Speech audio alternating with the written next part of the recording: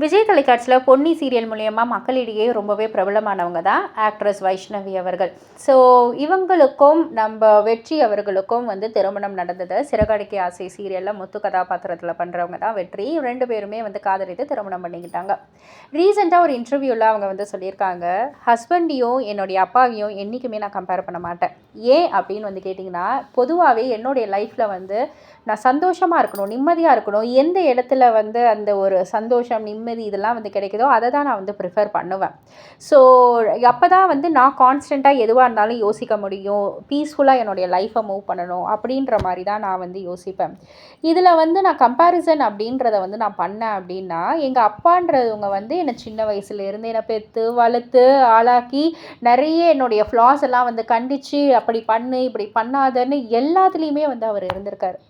Husband அப்படின்றவங்க வந்து இப்போ வந்திருக்காங்க. நான் பண்ணுற இப்போ சில விஷயங்கள் வந்து அவருக்கு பிடிச்சிருக்கும். ஃப்யூச்சரில் அவருக்கு பிடிக்காமல் கூட போகலாம். ஸோ என்றைக்குமே வந்து அப்பாவுக்கும் ஹஸ்பண்டுக்கும் அந்த ஒரு கம்பேரிசன் பண்ணோம் அப்படின்னா அந்த இது வந்து ஸ்மூத்தாக வந்து போகாது. ஸோ அதனால் வந்து எப்போவுமே அதை நான் வந்து பண்ண மாட்டேன் அப்படின்ற மாதிரி அவங்க சொல்லியிருக்காங்க.